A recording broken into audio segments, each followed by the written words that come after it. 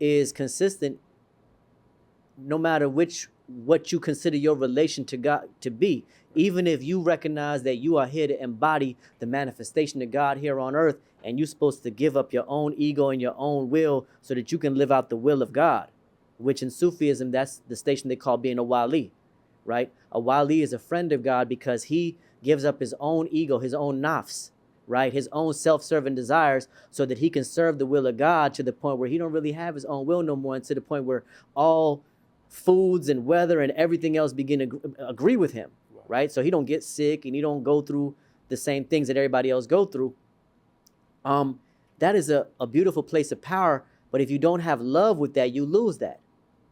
So the love, some people lost it because they got so caught up in reclaiming their power from being broken, right, that they became a little bit like the thing that broke them.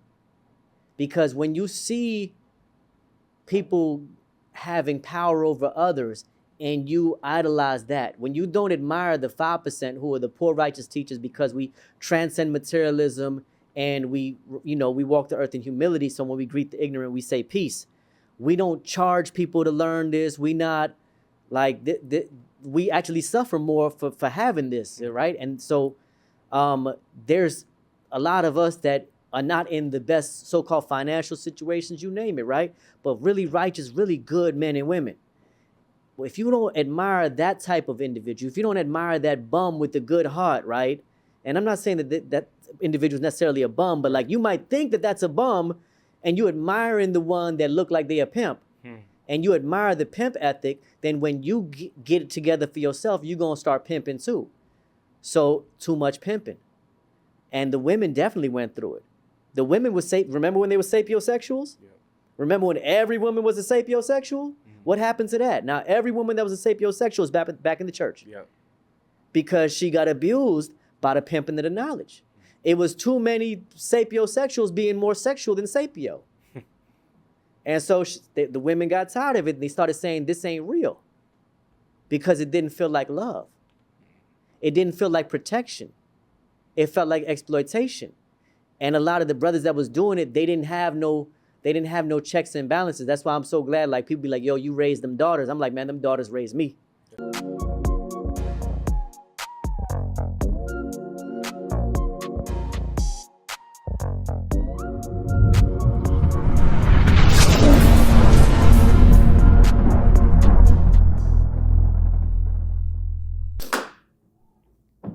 Good people, what's up, what's good? Blessed be your host, Caleb Smith. Today we have a very special guest in the building. This brother, man, right here, I've been following for a while. I'll probably say since like my freshman year of college. So that was back in 2015, man. So seeing all the great work that he's been doing throughout the years, and especially here in the city of Atlanta, man, I gotta salute him. I'm talking about an author, educator, publisher, just so many titles in one, father as well. Dr. Supreme Understanding, how you feeling, brother? And I'm excellent. Yes, sir. Yes, sir, man. Before we even started filming, you had brought up one topic in particular. I was like, dang, that's a good one. Even focusing on knowledge of self, so many young men in their 20s are trying to find that, right? And we see people in relationships in their early 20s where it could be a good thing or a bad thing. But one of the hot topics, of course, is being a stepfather, and also more specifically as well, Jalen Green in the NBA. He's hooping right now, Houston Rockets. Him and his girl, Drea, mother of his child. Doc, how do you feel about this? About him being with an older woman? I think Drea is about 38. Jalen is probably like way early 20s if he just turned 20. How do you feel about their whole dynamic, and do you think it's beneficial for young brothers to be with older women who do have kids? That's like a joke right now for most people. Like, man, Yeah. I couldn't believe, it's like, that's the meme. Like, Yeah. yo, I couldn't be 22 with a chick that's got a child that's 22. So people is clowning, but then it turned into like, I would never do that. Like, I wouldn't be with a woman with children. And if you think about it, like, that's kind of shooting yourself in the foot, because you might be avoiding the woman that's real good for you. And like, she might really be good for you because she already know how to handle responsibility. She already know she's taking care of a child already. And, it's kind of immature to think like somebody that can be mature enough to take care of a child is going to do you wrong. Because you got to see the benefits. You got to see the positivity in the possibilities. So that was my experience when I was 26. I fell in love with a woman that had a daughter, and as a 5%, like our perspective is that we the father of civilization anyway. The man is the father of civilization. That's what it means to be the original man. It means to be the Asiatic black man, the maker, the owner, the cream of the planet Earth, father of civilization, and God of the universe. And so before you get to God of the universe, you got to master first being a man, and then get into being a maker and owner, and then you get into being the father. And what it means to be the father is you look at what's around you in a sense of responsibility. Like, how can I better this situation? How can I take it farther? How can I empower somebody that's younger than me and give them something that I might not have had? Right. So whenever we dealing with the young people of our community, that's what we're gonna do. We're gonna see how we can raise them up. So if you dealing with a woman, you know, like, and she's got a child already, yeah, you love that woman, you're gonna love what come with it. Mm-hmm. And there's a lot of people that'll be like, yeah, I'd never, like, that ain't the way. And I'll tell you, like, yo, man, that's one of the best decisions I ever made. Because the you know, the children that I raised with that woman, they're older now. They're just beautiful, like, powerful, like, and if I ever needed anything, like if I was ever in a situation where somebody gotta, you know, make sure that I eat or make sure that I'm warm or whatever, like make sure that I'm not homeless, them girls gonna look out for you. Yeah, so the people you take care of, they gonna take care of you. So, you know, this is like you investing in your future when you do that family thing. Yeah, for sure. So yeah, if you young, don't look down on that family aspect that you can put together now. Nah, for sure, bro. And of course, growing up, and especially I would say, like, when I hit like the early 20s, you start noticing older women trying to flirt with you, trying to get with you, things like that. Younger dudes sometimes have fun with that older woman, right? People sometimes call them cougars, things like that. But do you think it's somewhat dangerous to where she can already be put on game and she already knows certain things that she could control a younger dude? So, like, how could they avoid those pitfalls when it comes to dealing with the older women? Oh man, sometimes you ain't gonna know it till you go through it. You gotta experience it. Yeah, you just gonna know it, man. She gonna run you around the block a few times and have you feeling like, okay, she got me, you know, and yeah, that's how you learn. But sometimes they some of them got a little weird thing they want to teach you. They want to teach you. Some of them can't get along with a man that's their age. Some of them like running game on somebody that's young and having fun with somebody like that without no real sense of, you know, obligation. And man, different strokes for different folks, man. Yeah. It's old men that's running game on young girls too. Yeah. Same way. And it's some young women that'll go for it. I'm at the restaurant today and I'm like, oh, is that father and daughter? Like, nah, that's a date. That's a date. And I ain't hating, you know? Like, if they happy, man. Right. But I already know that in a lot of them scenarios, I'm gonna say like a lot of people's relationships is more financial arrangements. Yep. You know what I mean? Like, so like what we missing out in this world right now is a lot of love. Like, so we foregoing love for the idea of lack. So when people is coming from a perspective of lack, then they find ways to fill in that void within themselves that they feel within themselves through somebody else and their resources or whatever they think their resources are. So if you young and you homeless, you know, like, which I've been young and homeless, and you know the play when you're young and homeless is, you know, go find you somebody that got a spot. And then, you know, you play like it's love until you get back on your feet. And that's something that somebody will do until they realize, like, man, I always had it on my own. I ain't have to compromise myself. I ain't had to get with Big Shirley. You know what I mean? Yeah. I ain't had to get with Big Shirley to get on my feet. But sometimes that's what somebody got to do till they get to the next station, and then they get another level of understanding, and then they learn, and there go knowledge of self again, because you're going to learn sometimes just by going through it. Yeah, that's it. Real talk, bro. On social media as well, we have this thing called the Red Pill community, right? Where all these young men, I'm on YouTube, older too, try to avoid young men from being simps. And sometimes it could be too harsh towards women, I believe. But for all the people who are naysayers towards younger dudes who are in their physical primes, but not financial primes, to not get with a woman who has a child and call that simping, what would your argument be back towards that type of standpoint? You know, I've been hearing this word,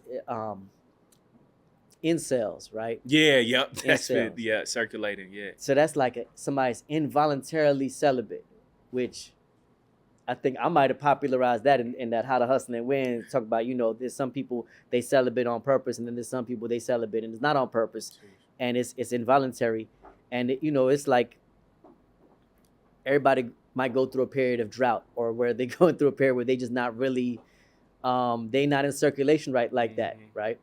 And that's your point where you're really supposed to be introspective and learn you and figure you out, and that's cool. But what can happen sometimes if you're dealing with self-hatred, and if you didn't learn to love yourself, then you're going to project that outwards too. So the hate you got for yourself, you're going to take it out on other people. If you got issues with the way your own mama did in your life, then you're going to look at women like same attitude. Like, okay, I know women ain't shit. I know women is connivers. I know women lie. Because you might still be salty from the times that your mama lied. You might have not, she might have lied to somebody else in your life. You might have seen her lying to your daddy. You might have seen her lying about your daddy.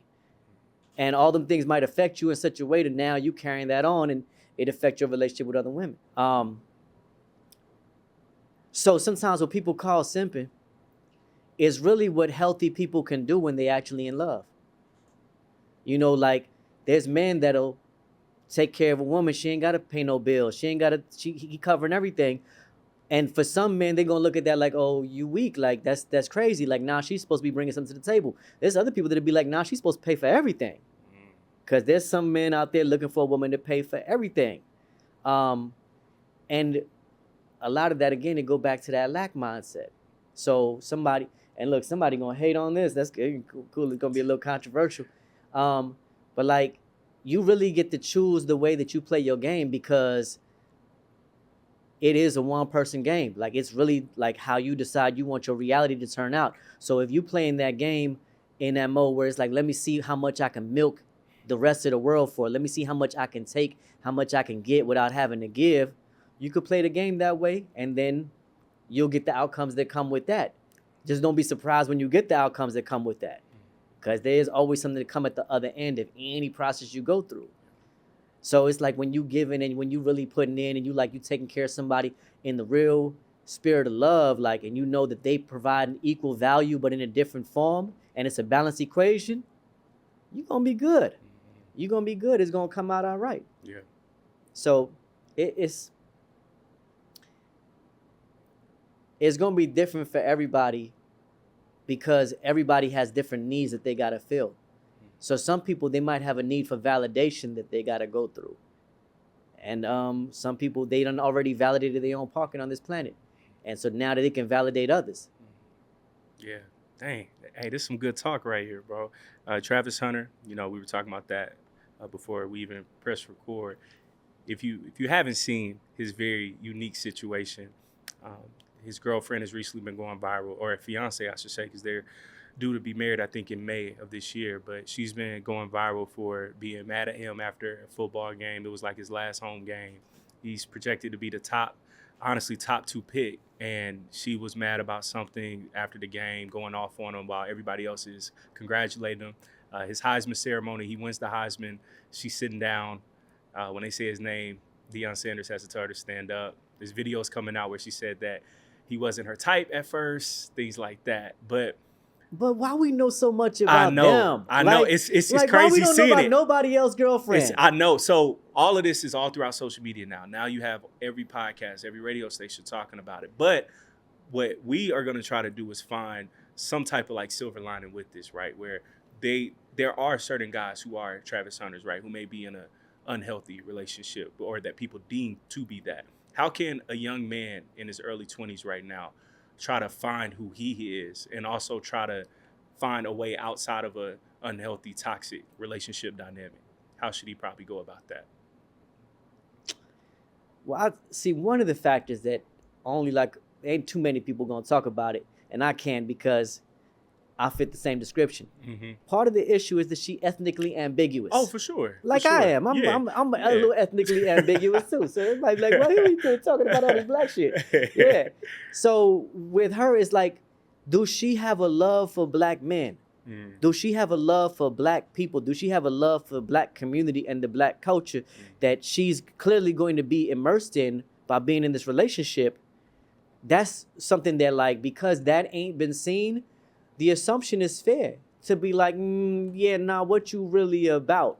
What's your true intentions? What's your true intentions? Because then it starts fitting the profile of people that just come along because, again, they got a need. So that would be the concern. But then my concern beyond that, because I'm going to look at it like it's an onion. I'm going to keep on going through the layers. And my next question is, why are we seeing so much of them, though? I'm like, is this his publicist at work? What if he got a wild publicist that's just like, hey, man, all news is good news. You know, all publicity, reality good publicity. TV show on the way after this. Right, because they, see, that's what I'm saying. Yeah. Like, like, there's a lot of attention on him. And what if that's actually helping him somehow? It may be in a way we don't even know about. So there's people that'll really do wild shit just to stay in circulation. That's the new thing with social media now. Now, like, bro, if I get up here right now and just start like doing some real wild shit, like, I don't even want to give the example of what I could be doing because everything I think of sounds so bad I don't even want to say it, right? Yeah. But like, if I just start playing with my nipples right It would now, go like crazy. for no reason, right? Yeah, now the interviews go circulate. They had this guy on there, but no, I don't know what he was talking about. No, but the Indian guy, the guy who played with his nipples. Now it's gonna be, that's not an interview circulating because it's a guy playing with his nipples on the fucking interview. Yeah. And so if you think like that, then you like, yo, I need my interview circulating, man. I'm trying to get this bill paid. Let me go ahead and play with my nipples today. Wow. And so now, that's the thing. Now somebody got to up you now, like, oh, well, this is supreme understanding and play with his nipples. I guess I'm going to have to put the microphone in my booty hole. Like, now, like, that's going to be the competition now. Orlando Brown, he was kind of doing that. Hey, my man sucked the microphone. That was crazy on camera. Remember how he came to us. Remember, he wasn't getting no deals. And then he did the, you know what I mean? The thing talking about Raven. Remember that? That's how he started. Wow. Yeah, he was talking about he gave Raven the blah, blah, blah, blah, blah. Yeah, whatever that shit was. and to this day, Raven is neither confirmed nor denied. You know what I mean? So that make me wonder. But then to go on, like, his star power is like really more active than Raven's right now. Getting paid to show up on these platforms too. And if you watch the other scenes and the other footage, like, he was like, he ain't had no place to stay. Yeah. He getting put out of his homie spot. You know, people is dealing with other issues. Like, Hollywood burn people out. The exposure that people go through in being examined by other people, not only are people being examined by others, but they're being examined by themselves. Yeah. So it's like you, like, daily are going to go through a process where you have to be authentic. Authenticity is one of the highest levels of energy you could be functioning at. And anything short of that, it's an easy spiral downward and downward and downward, which is why there's so much substance abuse in like the celebrity community, because sometimes it'd be hard to live with yourself. Sometimes you'll disassociate, forget who you are. And sometimes you'll be going through real life shit. And you really can't talk about it because nobody care about your real life shit. They care about what kind of show you could put on. So you become commoditized and turned into elements of entertainment, which if you don't have no real community of people that love you, and you don't have no real family, and you become estranged from your family, your family that you did have, oh, that could be disastrous. That could be disastrous. Wow. Dang, this is heavy. As a 5%er, what do you think our people, the original man and woman, can do to protect themselves who are involved in Hollywood? Because, you know, some people call it Hollyweird, where we have things like the Diddy parties or this party, or, you know, people that's trying to get on by any means necessary. How can a good, righteous person protect themselves in those type of environments, if that's even possible, in your opinion? Man, go home. It's that simple. Go home. That was the best advice Ice Cube ever gave us, because you see he stayed up out of it. 30 plus years. He stayed out of it. He go home to his wife. Same wife all them years. Denzel, tell you he go home. He was the man. Yeah, I don't know what he doing now. This weird stuff happening now. Yeah. At the end, now he want to do homoeroticism. I don't understand it, but hey man, more power to him. Like, that's, everybody do what they do, but like that, what I learned from all the people that stayed out of them roles and out of that gossip, they go home. They go home. And your home is where your heart is. You gotta know, like, you don't gotta be at every party. You don't gotta, like, whatever happened to Terry Crews and the story he told us? Yeah. How'd that just get swept under the rug? Like, man, them people play with his balls up under the table in front of his wife. Like, his wife was there while they did that. And he told the media about it. And then nothing happened. Like, we don't hear about the way that the executives that are way higher level than Diddy was preying on people. So it's like, man, we get to hear about entertainers as being the worst. Like, the entertainers ain't the top of the pyramid, and everybody know that. Everybody know that. But it's like, everybody that's at the bottom of the pyramid, they want to climb up the pyramid, they willing to do whatever it takes to go up the pyramid. And you gotta, like, sometimes be okay with not going up. Sometimes you gotta be okay with, or at least just knowing that ain't the way I'm gonna go up. I'm gonna take my time. It's gonna be a slow roll. And at least I'm gonna stay authentic, and I'm gonna stay true to whoever the God of my understanding is. Because everybody, no matter what your culture is, no matter what you where you from, you have a source that you know that's the God of your understanding. That's what you know is the highest level of principalities that you can honor.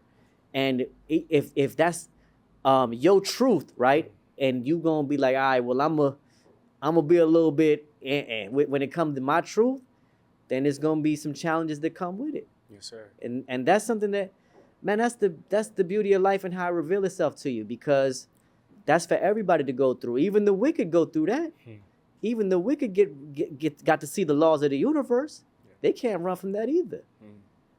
But what they do is they put it in fine print and they allow you to read it. They spell it out to you. They show it to you. They tell you all about it.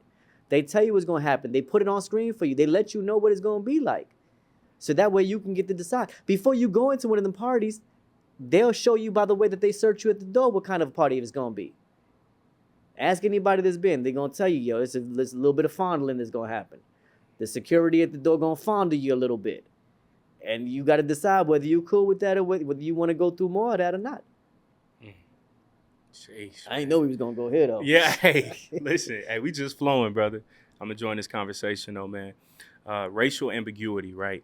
How did you deal with that growing up, in the city, trying to find knowledge of self? What was life like for Dr. Supreme understanding as a young adolescent child?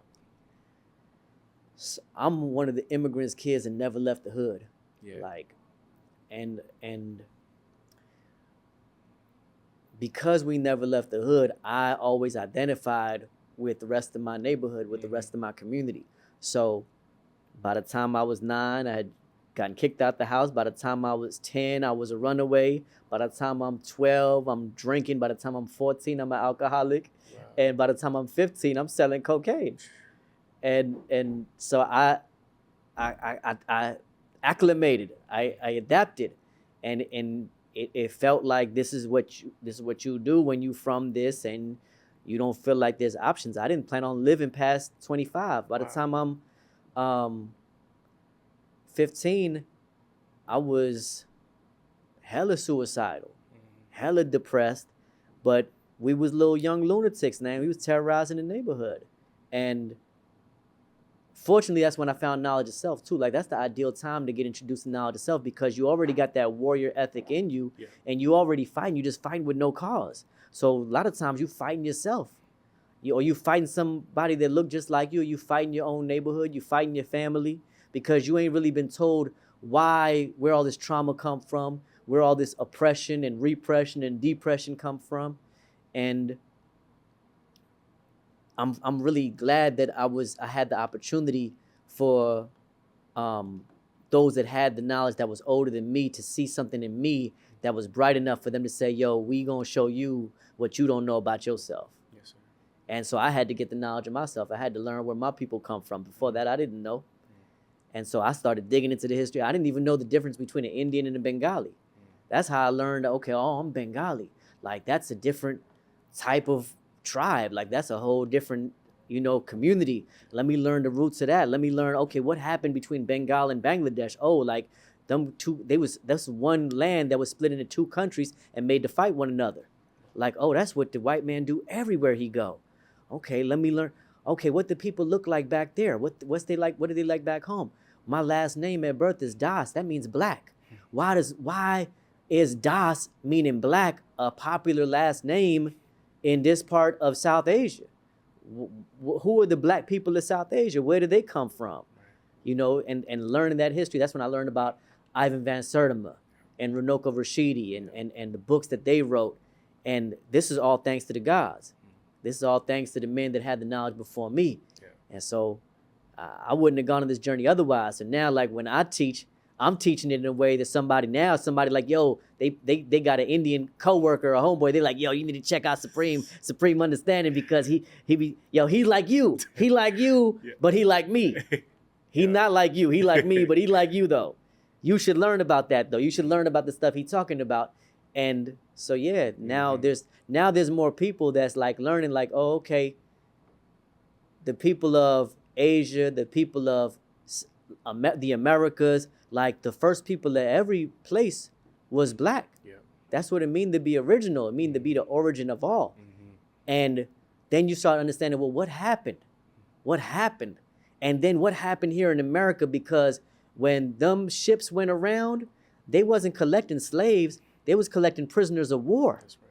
Because them Portuguese and them other Europeans, them Dutch and all them, they went to war to establish their colonies, or they established colonies as trading posts and then went to war. They started setting off wars by causing people that had one little difference between them, like the Hutus and the Tutsis in Rwanda, to fight and kill one another.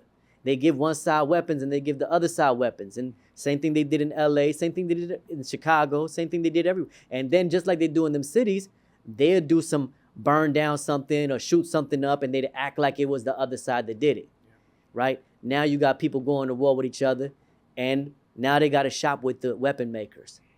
And now they're going to let these weapon makers come in as mediators and peacemakers. Now they the negotiators. Now they ruling. And this happened in so many places, and them prisoners of war came from everywhere, from the Philippines. People don't know, but the Moorish Empire extended all the way from West Africa to the Southeast Asia. There were sheikhs and sultans running the Southeast Asian islands. That's why Malaysia is still Muslim. Yeah. That's why parts of the Philippines are still Muslim. And they were still fighting. In fact, they had to make a treaty and an agreement in the Philippines that they would stop fighting the Europeans just so long as they was allowed to keep Islam in the center of the island. And so when they picked up the black Filipinos and the black Indians and the black Fijians and New Guineans and East Africans, West Africans, South Africans, and from Spain also, and from the Americas, where they would take black people that was native to the Americas, then they'd bring them over through that triangular trade. They'd take them to Seville in Spain, and then in Spain, the word for black is Negro. Mm-hmm. So now everybody get relabeled by the complexion of their skin, which was Negro. So everybody then became a Negro, and then all the Negroes was then brought back to the Americas. But these are actually the black people of the world, including right here. So you got people that literally was picked up from Georgia, brought to Europe, and then brought back to somewhere else, like Virginia, so that they wouldn't be able to find their way home. Mm. Wow. And they wouldn't even know they was at home. To even begin with. Yeah. Lost from home while at home.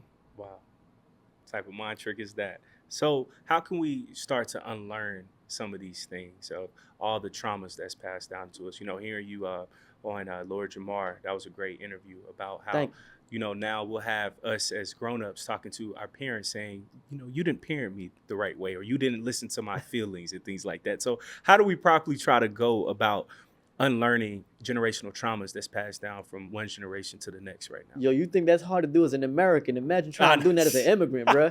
It's like, yo, you had food and water, didn't what? you? Ask any West Indian, ask any African, yo, ask them like, yo, they try to tell their parents, yo, you didn't say I love you enough.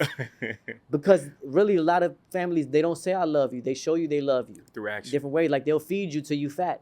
You feel me? They'll ask you why you getting skinny. Like they'll do that. Like they got different ways of showing love. And so first thing is you got to actually change yourself from that deficit mindset and stop being a weak ass bitch. And I'm not saying that like anybody should think that I think they should think that they're not a weak ass bitch, which means that whatever feel like it's weak or whatever feel like it's a bitch kind of way of being and thinking, you have to really deprogram yourself from that. Which means that like, okay, if you're like, oh, I didn't get enough love. All right, that's cool. But is there another way that you could see it that's more empowering? Could you see it like, can you rewrite your past as well as your future? Because right now, the reality that you got is now. The past and the future, those ain't even real to you no more. You don't exist in them. If you try to exist in the past or the future, you're going to fragment yourself. You're going to fragment your sense of self to where you're not even whole no more because now you're dealing with anxiety, which is you trying to live in the future, or you're going to be dealing with regret, which is you trying to live in the past. See what I'm saying? So a lot of people's mental health imbalances, depression, anxiety, worry, all that is from them being too many places besides here and now. You get what I'm saying? Like, so if you here and now, what can you reclaim your power as in not just rewriting how things go from here, but what about how things went? What about instead of I ain't get enough love, I used to think that I wasn't being loved until now I realized I was being loved differently than I expected. And now I understand the kind of love, the way it was being given to me. Like, oh yeah, that was the best love that they had to offer. It might not have been what I wanted. Or that was the best treatment that I was going to get based on them situations, them factors. And now I'm here and I'm able to do better for myself. So it's a blessing because whatever I've been through, it's educational for me to be able to do what I'm about to do now. That's right. So part of it is really having that value in yourself and your self-concept being built up to know like, man, no matter what you've been through, you great and you great enough to produce greatness that you about to go into. Mm-hmm. And you got to really, like, you got to know that about yourself. So when you had that creeping doubt, you got to treat that like that's that weak part of you that you got to kick out. Mm-hmm. Come on. This is good, bro. This current generation of kids, I think that they're so smart, so intelligent. They already know how to work the phone, things like that, which can sometimes be a bad thing because then they are too dependent on social media and things of that sort. But do you feel like this current generation is quote unquote soft because of the grandparents and the great grandparents who worked in the factories or who were sharecroppers and just worked to the bone and they worked themselves till the end? But then our parents' generation or current ones work in corporate, and then these kids get that softer life. So do you think that these kids are too soft, or do you think that they're just exactly where they need to be right now? You know, they got that saying that said like strong men produce easy times and easy times produce soft men, and then soft men produce hard times and hard times produce strong men, right? So it's always cyclical in some way, right? I just wouldn't say that these young boys today or the young women of today are soft because they endure a different type of turmoil than we might have endured or than the previous generation endured. Like there's always been people that didn't want squabble, that didn't want strife, that didn't want to deal with conflict. There was always people that avoided conflict. The thing that we got to realize about ourselves is we are the products of those that kept fighting. And the fight was different for all of the people that came before us because part of the fight that some of the people before us had to do was love. See, because we wouldn't be here without the love too. We are products of war and love. So the people that fought to survive the war and still had enough love to produce children somehow is how we here now. And they gonna keep on making more of themselves, so it's gonna be wars that they go through. And it's gonna be love that they know. So I look at it like something's gonna be consistent, and you can't tell me these young boys is that soft because they shoot with their eyes closed. You feel me? Like they Hey, gonna, it's the YNs, what they call them. yo, I got something to say. Yo, Yeah. when did that happen? Where did YN come from? Yo, Who came up with this word? Supreme. I don't know who came up with it, but it's No, real, and brother. look, It's no real. No quote unquote YN said I'm a YN. Yeah, hey, it just happened. It's like NPCs almost. Like they just pop up like in a video game setting. Because me and Sid, man, I feel like it's a white man word. it could be. I feel like white could people be came up with created. that. I feel like because Whole I just- emoji form too. And they got a whole emoji with the black ninja. That's what they use. It's a whole brand. I feel like it's the same thing that we remember from back, like when Tupac was in circulation, like heavy, and Thug they were life. saying like thugs, And then they start calling people thugs. right? Yeah. And C. Dolores Tucker, who's trying to ban rap music, Parental was advisory. like and then they had what was the dude? He's like we're not against rappers, we're not against rap music, but we are against these thugs. Thug became like a new euphemism for young black people. Young black people have always been under attack because young black people are always the most prolific, genius, gifted, supernatural. I mean, like I've been seeing, man, I don't know about you, bro, but when I was little, I don't remember people being able to hit like a triple backflip like on concrete like that. Nah, Like maybe the local crackhead could do Yeah. like 2 or 3. maybe one. Right. But one, if right. you fall, it's concrete. So, yeah. you The taking a survival rate chance. wasn't great, right. Now, Yeah. now it's next level. Now Yeah. they're doing like Olympic gymnast type stuff. In Like, sports, too. These kids are the most athletic I've ever seen them. Yeah, ever. bruh, I've And you seen right about somebody that. jump over somebody trying to tackle him backwards. Mm. I've seen so many things that like just watching what Gabby Douglas and Simone Biles and all them can do. Like this is extraordinary. Like seeing the level of I seen a Nigerian brother play 12 white people at once in the chess game and Yep. beat them all. Yep. Right? I seen things that look like they happening at Professor Xavier's Mutant Academy. Like they showing levels of clairvoyance and sentience that we'd never seen before. You ever seen this movie called Minority Report? Mm-mm. I've heard of it, though. Okay, they got these 3 kids that is the children of a woman that was a drug addict, and they can read the future. They can see the future before it happened, right? It's wild that the movie's called Minority Report, but there ain't no minorities in the movie, right? But they can predict crime before it happened, and it's because they're the children of drug addicts. Do you know right now we are dealing with not the children of crackheads. We dealing with the crack babies' children. We Sure. dealing with their children. So whoever survived being a crack baby, right? Like young Dolph, may he be remembered in power, said, you know what I mean? Like he tell you like, yo, he was like, that's why we dealing with substance abuse problems. That's why people dealing with like, cause you gotta remember these kids, they got pills when they was little because they were supposed to have attention deficit issues and all kinds of other disorders from being crack babies. And then they had babies. They babies is different, bruh. They babies is different. So this, you dealing with God. You dealing with the earth. You dealing with like real divine beings that because they're set and they programming that's been set for them is self-destruct, self-hatred. Of course you're going to see like the young boys, you ask them like, yo, you going to heaven or hell? That is if they even believe in that anymore. They'll tell you I'm going to hell, right?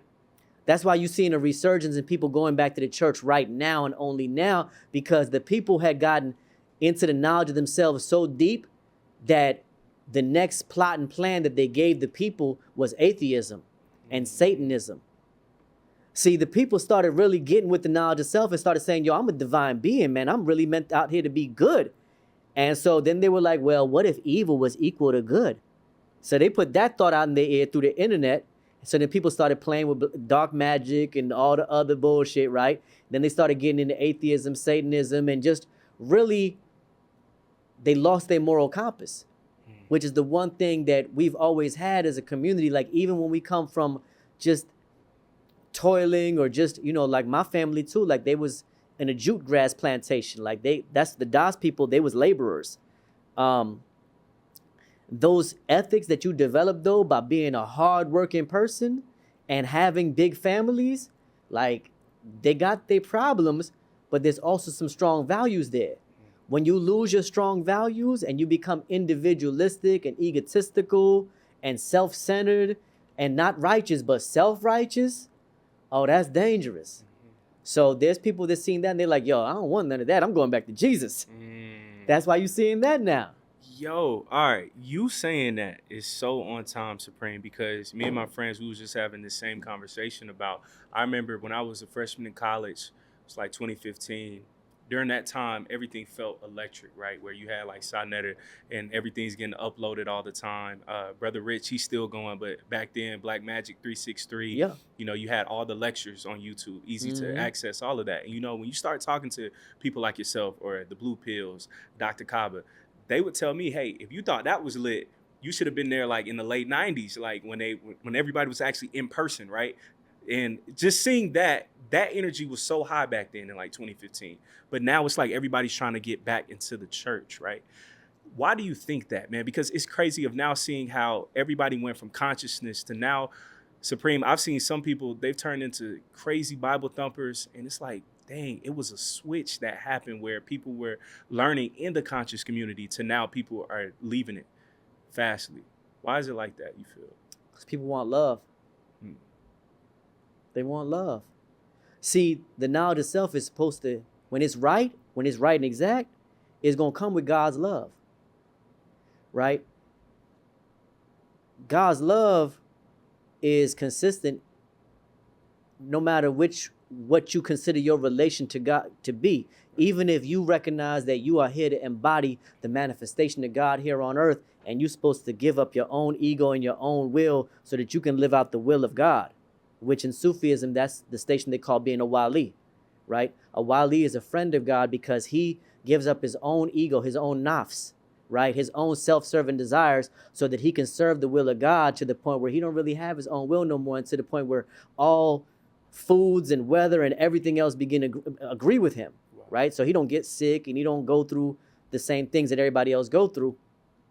That is a beautiful place of power, but if you don't have love with that, you lose that. So the love, some people lost it because they got so caught up in reclaiming their power from being broken, right, that they became a little bit like the thing that broke them.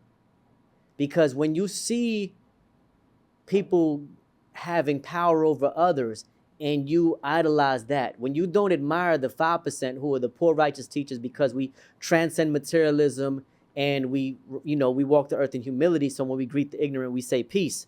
We don't charge people to learn this. We not like, we actually suffer more for having this, right? And so there's a lot of us that are not in the best so-called financial situations, you name it, right? But really righteous, really good men and women. Well, if you don't admire that type of individual, if you don't admire that bum with the good heart, right? And I'm not saying that individual is necessarily a bum, but like you might think that that's a bum and you admiring the one that look like they a pimp and you admire the pimp ethic, then when you get it together for yourself, you're going to start pimping too. So too much pimping. And the women definitely went through it. The women was remember when they were sapiosexuals? Yeah. Remember when every woman was a sapiosexual? What happened to that? Now every woman that was a sapiosexual is back in the church. Yeah. Because she got abused by the pimping of the knowledge. It was too many sapiosexuals being more sexual than sapio. And so the women got tired of it and they started saying this ain't real because it didn't feel like love. It didn't feel like protection. It felt like exploitation. And a lot of the brothers that was doing it, they didn't have no checks and balances. That's why I'm so glad, like, people be like, yo, you raised them daughters. I'm like, man, them daughters raised me. That's right. Me being a widower, like, man, that shit was tragic.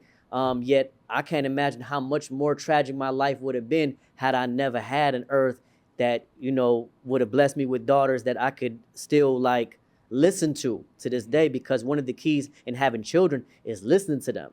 Because, yes, we're here to teach and train them. They also here to teach us. And they're going to show us things that we didn't even mean to show them. Because they're going to be like a mirror. Like people we experience mirrors for ourselves all the time. So when you dealing with people that are heavy on exploitation, you got some of that within you that you either got to work it out of you one way or the other. So you might work it out of you by going through it. And then now that you done did it, now you see what come from it. You see what it feels like. Yeah. Yeah. Yes, sir. Yeah, man, for sure. And hearing that, man, I agree 1,000%. The 5% Nation, bro, is needed more than ever right now, especially when it comes to hip hop. I felt like hip hop's golden age was when everybody was on that knowledge, right? And I think now it's like it went from 5%er to then after that, everything was more Christian based, like with the Jesus pieces. And then now we start seeing Satan pieces. So it's like a full 180. How can we start to positively infiltrate hip hop again when it comes to knowledge itself? Because right now it's like the Wild Wild West. I think it was the other way though. I think the Satan pieces came before the Jesus work. Oh, you think so? Yeah, because you got to remember, man. Remember the era like of the upside down crosses and 3-6 Mafia. Yeah, Yeah, and then that's we true. went into Lil Uzi Vert and all that, That's and true. then everybody was like, "Yo, Lil Uzi Vert is Lucifer." Yeah. If you right? say it fast enough. Yeah. But yeah. see, and then like, it was no Christian element to the music before that, and now you got brothers like my homie D1, like D1. Yeah, he's solid. Man, it's a righteous dude. Yeah, Like he's righteous. Like and righteousness is a beautiful thing for like that's where everybody can agree upon righteous family values, right? So like whether you Christian, Muslim, Israelite, Moor, Rasta, Pan-African, Buddhist, hell, like that's the values that make sure that your children grow up safely, because I'm gonna look after my Muslim brother children like they mine. And he can trust his children around me like I can trust my children around him, because we got common values. So we really getting back to values, because there's going to be a point where we're not fighting over tribes. In the Quran, it say that man and woman was made from a single clot of blood and became tribes so they could get to know one another, not despise one another. See, we coming out of despising one another over nationality, tribalism, gender. The gender wars is heavy for a minute. Went crazy last year, too. Yeah, and now people don't even know what gender they is. How funny is that? Yeah. Hey, that's a mic drop with that one. Supreme, speaking on that, with the gender wars as well. How can you keep got to, bro. How can we try to bridge that gap? Because on social media, it's always black women arguing with black men arguing with black women. How can we start to become one again, do you think?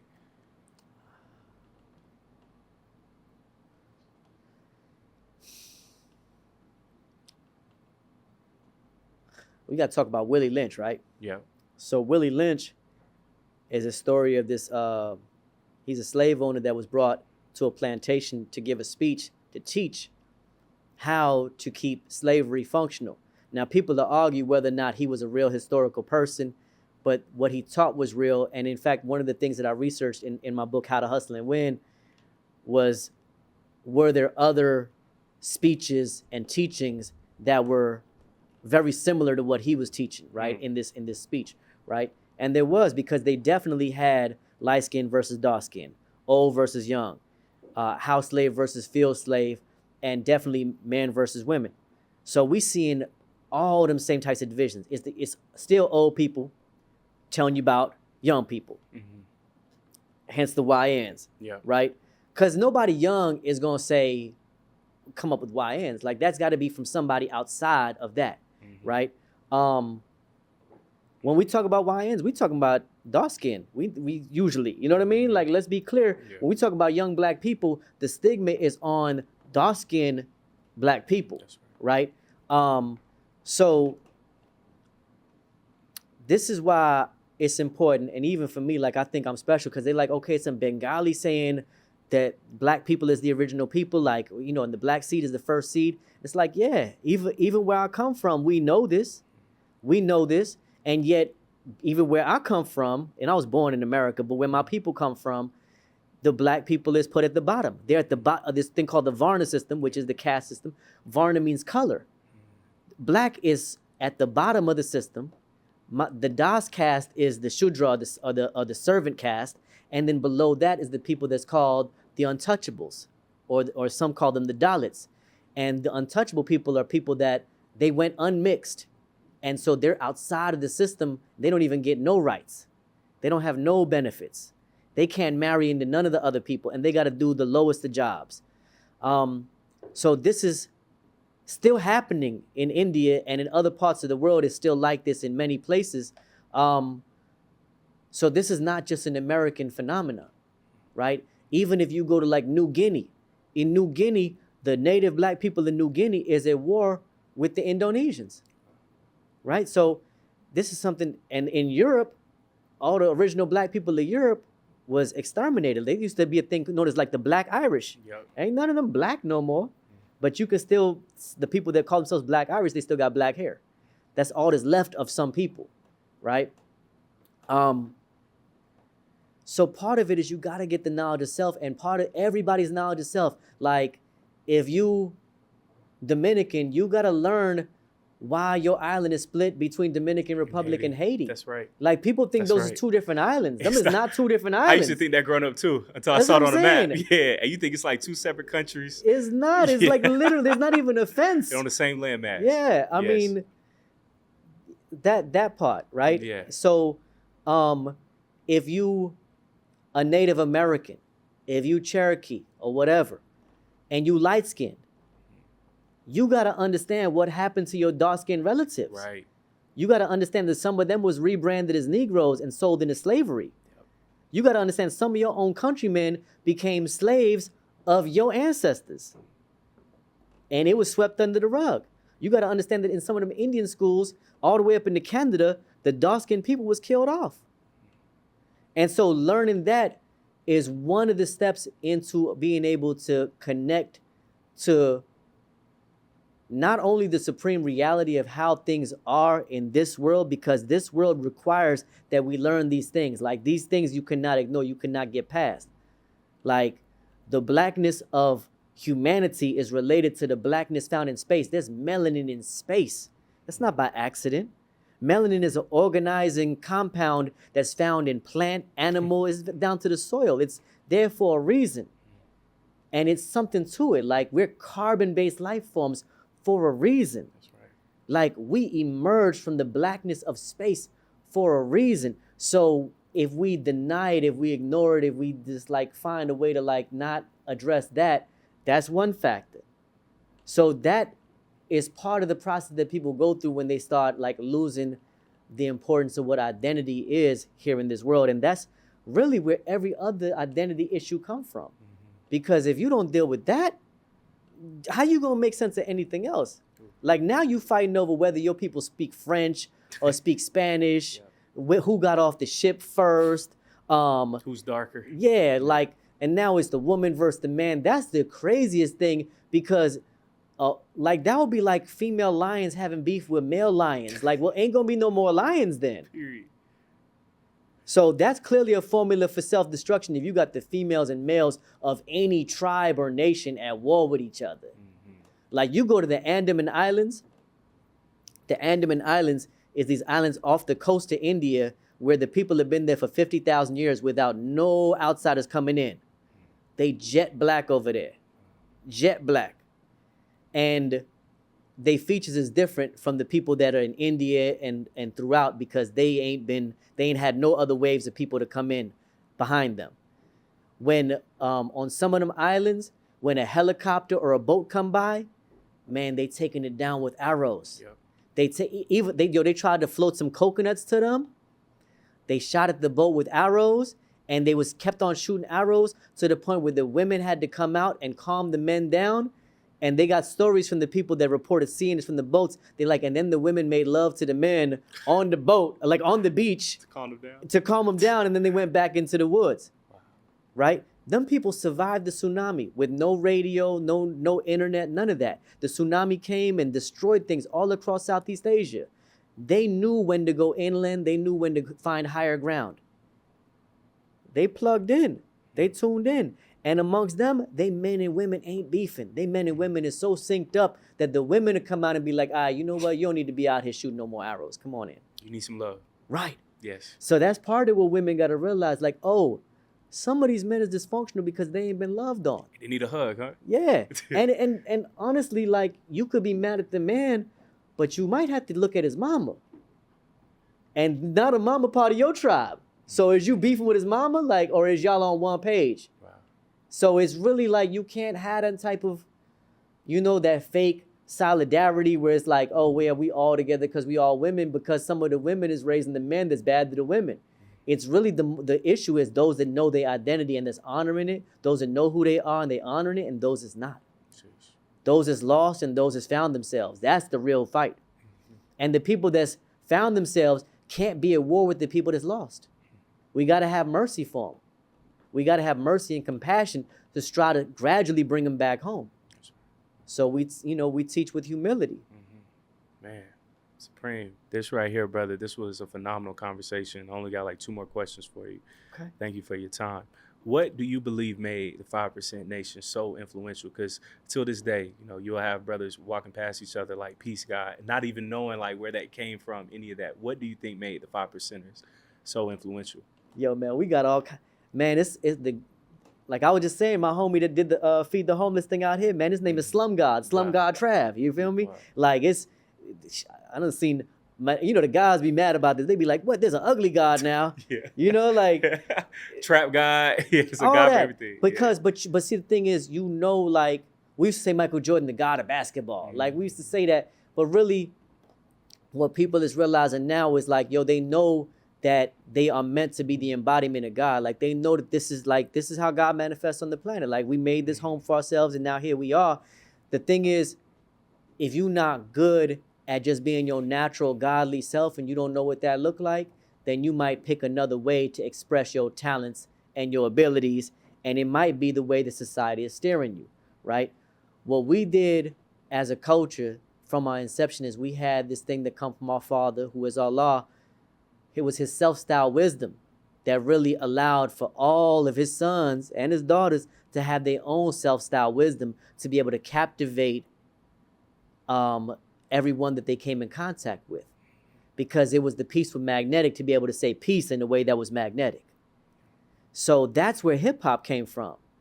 Hip-hop came from the same ciphers that we would hold, where somebody step into the middle of the cipher and they speak with their self-styled wisdom in a way to really captivate the crowd. And that master of ceremonies was somebody that was mastering the crowd. And how do they master the crowd? By giving them something that they could all walk away with and feel empowered. That energy that went through that cipher, that was really, it wasn't negative. They wasn't threatening everybody. They wasn't going to the cipher being like, yo, I'm blowing everybody's brains out in here. Like, that was something that hip hop executives decided to promote, because they said, this thing is too powerful. Let's find a way to make it self-destructive. Jeez. You understand? The same thing like with watermelon. You know the history of watermelon? Nah, talk to me about that. Watermelon was a way that black farmers was getting rich. Because watermelon is healthy. It's a diuretic. It's good for you. That's that hood health right there. Yeah, It's a natural laxative, as Elijah Muhammad would tell people. Yeah. And it's easy to grow. You can grow it even if you don't have other resources. It can grow in poor soil. Wow. And so black farmers was making money off of watermelon, not just off of black customers, but off of white customers. So again, the media, while promoting cigarettes and saying 4 out of 5 doctors recommend this cigarette, was also putting out media to say watermelon is slave food. Watermelon is what, ignorant people eat. And so they made, that's what the memes, there was memes back then of, somebody eating a watermelon and nobody wanted to be this caricature. Nobody wanted to be like that. So they depopularized what was healthy and they popularized what was unhealthy. Wow. Bleaching creams and other things like that, right? So the same way with hip hop. Hip hop was a tool for empowerment. It was a way to spread ideas in a party. Kool Herc could tell you that the people that held down the parties, that kept the safety and security, he used to call them the peace gods. Peace guards and peace gods being interchangeable, because the gods is in there. This the old security pose right here. But this was just guys standing on their square. It's the same pose that we see in pictures too, that right, people pose like. Right. And it's just representing that you stand for the truth, right? So, because you are the truth. Yeah. And those brothers was the ones that made sure that what the black and the brown wasn't fighting, or that the chiefs and the tomahawks wasn't fighting. And they were the ones that made it to where it's like, oh, now we know all of y'all. We know y'all mamas. And y'all gonna get along because we having a party. This is neutral ground. Everybody gonna have a good time and everybody gonna go home. And Out of that, you have a global culture now where hip hop is now the voice of Palestinians that are seeking liberation, because it was made in spaces for those that did not have their own spaces. The art, graffiti being the art that was like, okay, you're not gonna let us in the gallery, we're gonna use the outside spaces. You're not gonna let us dance in your spaces, all right, we're gonna dance outside. And all that unique and original culture just expressed the originality of original people. And now it's a global phenomenon that's a liberation tool for people throughout the world. Jeez. And as my brother DJ Quick would say, from Zulu Kings, every form of dance begins at the center. You know what I mean? Every motion that they got, like, you know how the white people got that little disco thing, but that really comes from like a move from b-boying, where it actually begins at your center, not off to the side, right? So every movement coming from the center, that still relates to knowledge of self. Wow. Yeah, so knowledge of self has been something that people craved, and it's been like, once you get it, it start making you feel better about yourself, and you start regaining your love, and you start like understanding not only how to love yourself, but how to properly love others, and not in a weak way, but with strength. And I think that's what really people admired about the guys. That's what I admired when I was a teenager. Like, yo, these brothers is righteous, they smart, and they cool, and it's a loving way, but it's not soft. Like, they got love for each other, and they got love for anybody that's righteous. They don't got love for nothing wicked. But they got love for each other and for anyone that's righteous. They treat people good. They treat the old ladies good. They can be trusted. And yet they not no pushovers and no punks. And that's an admirable way to be. And that's really the original way. And that's the way of God. Come on, brother. Man, I thoroughly enjoyed this, bro. This was great. Hood Health on the way out. Talk to me about this book right here that you have right here. Oh, I brought this out because I was just thinking, man, the only thing worse than being an NPC is being GMO. Oof. Yeah, so like you got a lot of people now that, like I said, we got the children of those that was drug addicts and those that was born to drug addicts, and yet they're the Indigo Children. They're the star seeds, right? Didn't we call them that? These are young people that's tuned in, like they not the end. Like, you know, when I look at YN, I'm like, that in my supreme alphabet, that's YN. Like, why would it end? Why would the nation end? Like, why the nation ain't gonna end? Oh, y'all want it to end. But we not seeing no ending. We don't have no beginning to ending. We older than the sun, moon, and stars. The only thing is, if we become modified from our original nature and we forget that we the origin of all, then yeah, now we can get caught up in your trap. Now we get caught up in a self-defeating cycle of victimization and self-victimization. And now we other than self. But when you actually get back to your true self and get back to your natural self, which deals with your diet, but not just physical diet, but mental diet as well, because you got to have a strong mental diet to be able to resist them vaccines. Like, you got to really be educated and informed before you let your baby get shot up with 37 different drugs before the time they 5. Because that's what they're doing to babies nowadays, right? And so now they wondering why these babies is neurodivergent in all kinds of ways, and now they can medicate them. And it's like, well, you did that to them. You did that to them. And you could still bring them back to their nature if you would undo what you've been doing. Part of which is not just what you're giving them physically in the form of like all them foul foods and GMO foods and like BPA and all the chemicals. They found this book talk about how in raising healthy children, you should know that in the hood, like they did a study on children that are born to women like in like housing projects and other poor environments, and they found they had over 160 chemicals in their placenta blood alone, just in the bloodline that's feeding them as babies, over 160 chemicals. And so it's all kind of things you got to be mindful of on a physical level. Right now we're going through a change where they saying Robert F. Kennedy's about to outlaw fluoride and other preservatives, because if you go to Europe or you go to Canada, half of the things that's allowed in American foods ain't in their foods. Ain't no red 40 over there. Matter of fact, if you go shopping, you go to Aldi's, which is a European food chain, there ain't no red 40 in Aldi's food. Nothing Aldi's carries has them American chemicals in it. That's why some people shop at Aldi's, right? So that's one side of it. Physically getting yourself back to nature, right? Getting your mind right is the other element to it too. because you got to have a strong and healthy mental willpower to know that you're on the right track, because you're going to constantly be gaslit and told that being your natural free self is wrong. And so, yeah, we got to go back to who we really are, and you got to trust the process. Trust your process. Yeah, Wow. that's key. Thank you so much, brother. This was a great conversation. Where can everybody follow you, keep up with your work, purchase the books, get in contact with you, all that good stuff? I recommend they look up Supreme Understanding on Amazon right now. We absolutely do business with us directly. If you find our website, absolutely shop with us directly, because then you can get a nice gold envelope with books in it, straight from us, and support us directly. But I want them to be able to look on Amazon so they can bump us up in the algorithm. We're dealing with algorithms of all kinds now. And just like our books have been banned in the prison system, they also are they're not banned on Amazon, but they're bumped down so that you won't really be able to get Shadow to things ban. that'll help. There you go. There's a lot of shadow banning going on now. So the more you search for books from, in my case, Supreme Understanding, or a book like Hood Health, or Knowledge of Self, or The Science of Self, or How to Hustle and Win, you help undo the shadow banning. My man, bro. Hey, we most definitely have to have you back on the platform, because Thank you for I got having like 30 more questions for you now, just seeing like how your brain works. But thank you so much again. Y'all make sure to follow the good brother, Dr. Supreme Understanding. Thank y'all for tapping into another episode. Blessed be host Caleb Smith. Until next time, peace.